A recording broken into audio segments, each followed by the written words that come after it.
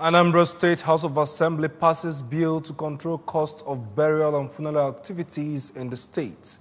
EEDC raises alarm over continued vandalization of its assets. INEC fixes review of 2019 elections for May and June 2019. India's Electoral Commission stops airing of Prime Minister Modi's biopic before elections. Good morning and welcome to the news. I am David Obokwasile. The State House of Assembly has finally passed the long-awaited bill for a law to control burial and funeral ceremonial activities in Anambra State. The bill, which was sponsored by Honorable Charles Ezane, representing Anocha 2 constituency, was passed during plenary after it was considered at the Committee of the Whole. House of Assembly correspondent Chukwuemeka Mwodelen was there and now reports. The Anambra State Burial and Funeral Ceremonial Activities Bill is aimed at cutting down the cost of burial activities in the state. The bill provides that in the event of death, no person shall deposit any corpse in a mortuary or any other place beyond 2 months from the date of death. While burial ceremonies in the state shall be for 1 day, it stipulates that during burial or funeral ceremonial activities, the family of the deceased shall provide food for their kindred, relatives, and other sympathizers at their own discretion. The bill places ban on destruction of property, gunshots, praise singing, blocking of roads and streets during burial ceremony in the state, as defaulters shall be punished according to the law. It made it clear that from the commencement of the law, no person shall subject any relation of the deceased person to a mourning period of more than 1 week from the date of burial ceremony. Speaking on the bill, the sponsor, Honorable Ezane, revealed that the bill also put in place a monitoring and the implementation committee that will enforce the law as well as their responsibility. I rise to move a motion,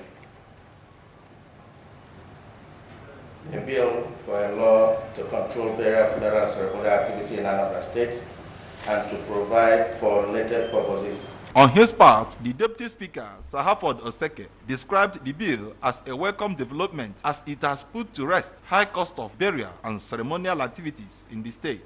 Speaker of the House, Mrs. Rita Marago, commended the lawmakers for passing a bill that will arrest unnecessary burial expenses in Anambra State. Those in support that this bill be read for the third time, say aye. Aye. Those against, say nay. The ayes have it. From the State House of Assembly, Chukwuemeka Mwodelen, ABS News. Over 20 newly promoted police officers from the Anambra State Command of the Nigerian Police Force have been decorated with insignias of new ranks by the Commissioner of Police, Mr. Mustafa Dandaura, at the Force Command, Oka.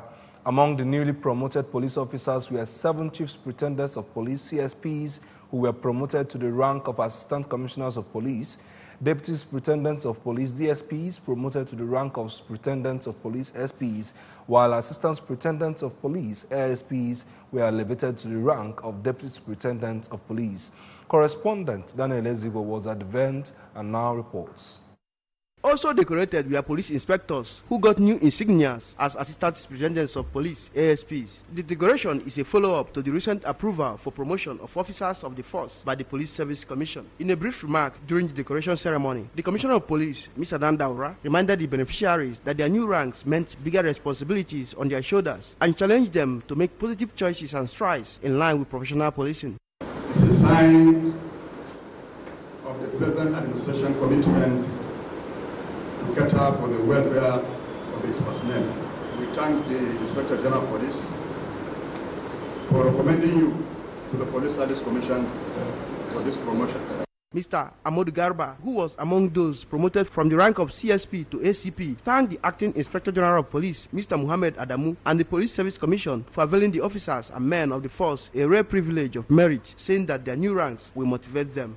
On behalf of my police promoted, we appreciate the IGP for giving faith for us for this marvelous promotion that we've received at the right time. From the Anambra State Police Headquarters, Amobia, Daniel Ezigwe, ABS News.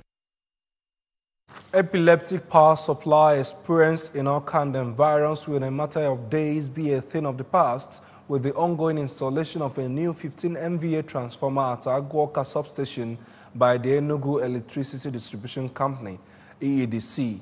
The head of communications, EEDC, Mr. Ibaaka, made this known while inspecting the installation process of the Ibaaka substation and the ABS injection substation, respectively. Correspondent Ngozi Obileri tells us more. The head of communication, EEDC, Mr. Eze, was accompanied on the inspection visit by the head of safety and environment, Engineer Francis Iwu. At the Ibaaka substation, installation of the 15 MVA transformer was ongoing. ABS equally spotted another 7.5 MVA transformer, which was one of the two 7.5 MVA transformers formerly there. One of the 7.5 MVA was also seen in the ABS injection substation, but the installation has not started as at the time of this report. Speaking after inspecting the installation work, Mr. Eze said installation was moving as expected, but for a little delay they had over the weekend. They would have finished installation and move over to soaking of the transformer. Mr. Eze said that in the next 2 days, the issue of shade loading of feeder lines will be a thing of the past, as there will be steady power supply. The capacity of the transformer, which is what we are seeing here. We've invested millions of naira to make this come true, and we want to believe that our customers will appreciate this and in turn begin to support us by paying their bills, because that's the only way we can sustain this and be able to embark on some other capital intensive projects that will impact on the quality of service we render to customers. On his part, Mr. Wu cautioned against building under high tension wires, which he said is very risky because, according to him, anything can go wrong and a lot of lives will be lost. Mr. Wu regretted that many people violated and are still violating power land rights of way by building all sorts of structures, and said planting high-rising trees in homes also affect high tension wires. As much as they are trying to improve the power supply in Anambra State and Oka and environs, we also want our customers to be safety conscious. People that are building under high tension wires, that they should stop so. People that are doing illegal connection, people that are hooking on the lines, people that are carrying out illegal activities on the network, they should stop so, because in as much as they are disrupting the supply of electricity, they are also endangering their lives. They later paid a visit to the Managing Director and Chief Executive Officer of the ABS, Chief Uche Nwora, in his office at the station's corporate headquarters in Oka. In Oka, I am Ngozi Obileri for ABS News. The Anambra State Government may have achieved its goal of establishing a mechanic village with influx of mechanics and mechanical activities going on behind the Boromeo roundabout on daily basis. Equiajide visited there recently and reports that it could well go for a modernized mechanic village. The report. Stroll into the vast land shows men and women of various ages doing one thing or the other. Different types of cars, including keke napep, are repaired at the mechanic village, and services such as panel beating, electrical, painting, air condition repairs are also assessed there. Assorted kinds of foods and drinks can also be assessed within the confines of the mechanic village. Some occupiers of the village, including Messrs. Samson James, Imouko, and Mrs. Lovelyn Mojebu, while praying for better working conditions, said they have been able to meet the needs of their families through their work. They advised youths to aspire to be self-reliant rather than waiting for government to do everything for them. Yes, we have a lot of mechanics. We have the J5 gas and Volkswagen, people that work here, on the beaters and others. We are many here. Now, as all these things that we are doing, we are not hungry, we are not lazy. My fellow men, young youths, let them choose to do one or two things.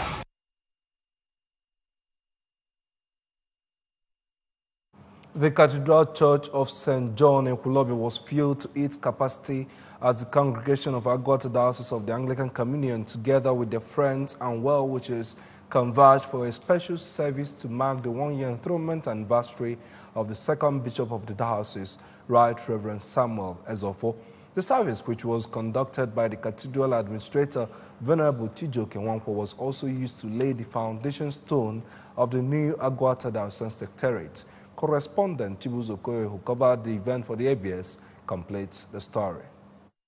In a sermon, the Anglican Bishop of Agwata Diocese, who is also the celebrant, Right Reverend Ezofo, who described Jesus Christ as the image of the invisible God, thanked the people of the diocese for their support and prayers, calling for its sustenance. Bishop Ezofo, who spoke on the topic, the supremacy and sufficiency of Jesus Christ, said that it is only through Jesus Christ that all true Christians encounter God, appealed to Christians to always live Christ-like life, as sin remains the only barrier that separates people from God. It's been a good journey, challenging though, but God has been faithful. Like we said, we took over April 3 last year, and we have gone around the whole diocese, and we have been able to see things for ourselves. The Deputy Chancellor of the Diocese, who is also the Dean Faculty of Law, Nnamdi Azikiwe University, Oka, Professor Mishak Umenweke, while appreciating the Bishop for the numerous works he has done in the diocese within 1 year, prayed God to give him the zeal, wisdom, and strength to continue to shepherd his people. Prayer I have for me is that it marches on from strength to strength. You can see what is done today. We are laying the foundation stone of the Assistant Secretariat. And then having achieved this in 1 year, I pray that at the end of this second year we are going into, that a lot more will be achieved. In their separate remarks, the President of the Mothers Union in the Diocese and wife of the Bishop, Mrs. Chinyere Ezofo, and the parishioner Lady Ngozike prayed God to bless and protect Bishop Ezofo as he shepherded the flock of Agwata Diocese. God who started this work will accomplish it. Actually, we are not the people doing it, is God doing it. God will continue to bless his ministry. God will give him the grace and the inspiration to do this thing. The event was also used to inaugurate Agwata Diocesan Guild of Professionals, Diocesan Retreat and Conference Committee, Diocese of Agwata Committee on Homage, as well as Jesus Revolutionary and Rescue Team. A judge of the State High Court, Justice Peace Oti, is heading one of the committees. Special thanksgiving by the 15 archdeaconries in the diocese, cutting of the anniversary cake, also featured at the ceremony. From the Cathedral Church of St. John, Ekulobia, in Agwata local government area, it's been Chibuzo Okoye for ABS News.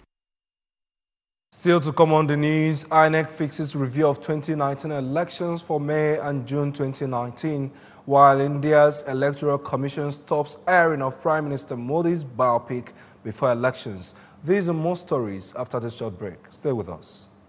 Couples, are you ready? How well do you know each other? Do you know your spouse's shoe size? What is her favorite perfume? Who's your husband's best friend and what is his favorite football team? Then register for the ABS Family Game Show, which comes up live every Sunday by 2 p.m. on ABS TV Channel 24, Star Times Channel 113, and Metro Digital Channel 29. 3 couples will be selected randomly for the show to stand a chance to win the following prizes.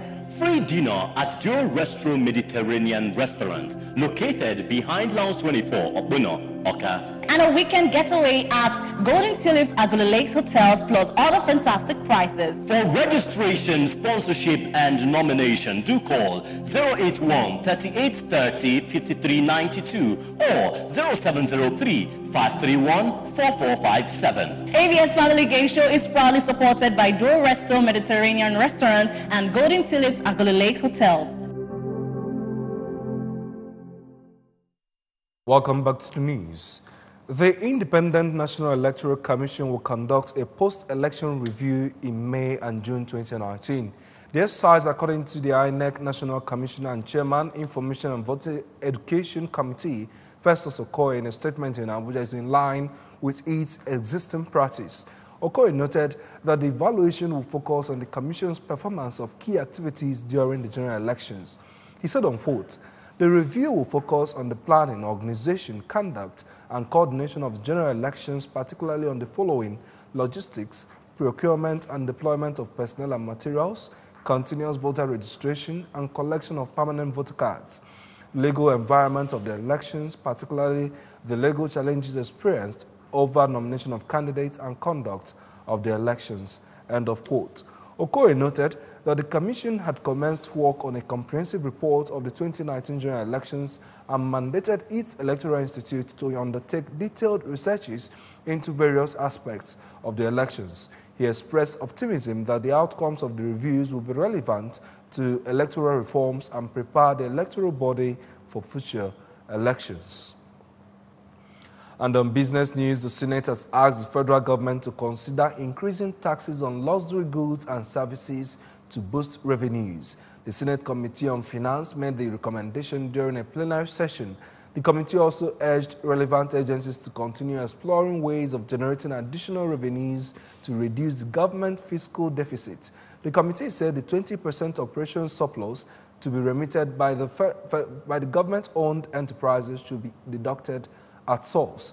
The federal government has been trying to raise revenues in the face of lower oil prices after the country recovered from a recession that slashed public finances, weakened its currency, and cut spending on capital projects. The country, which has one of the lowest tax rates on the African continent, relies on crude oil sales for much of government revenues. In the past, the government had mulled the idea of raising taxes on luxury goods to 15% from the current rate of 5% to boost its tax to GDP ratio of 15% from 6% between 2017 and 2020. A biopic about Indian Prime Minister Narendra Modi, described by his opponents as propaganda, has been barred from release during the national election, a government body overseeing the poll has said. India's Election Commission said yesterday that any biopic which has the potential to disturb the level playing field during the elections should not be displayed. Under Indian election rules, the publication of any content deemed as campaign material, including advertisements, films, and even social media, requires the Election Commission's prior approval. Congress, the main opposition party, said the film was flattering of Modi and had slammed the timing of its cinematic release as hundreds of millions of Indians prepare to start voting in a national election day. It had lobbied for the movie, which tells the story of the Hindu nationalist leader's ascent to power from his days selling tea at a train station, be withheld from cinemas until voting in the mega elections that ends on May 19. The Commission, in its statement outlining its decision, said it was vital that the power of the media is not used in such a manner which affects the general conduct of the elections. Virgil van Dijk says Liverpool can win a Premier League and Champions League double after they took charge of the European quarter-final against Porto.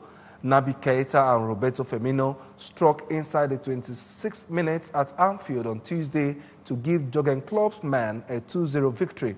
Unlike their last 16 clash just over a year ago, when Liverpool won the first leg in Portugal 5-0 to render the return fixture a formality, Tuesday's victory at Anfield still leaves some work to do. Van Dijk knows they will have to put in an improved performance next Wednesday, as their opponents have shown they can cause them the occasional scare.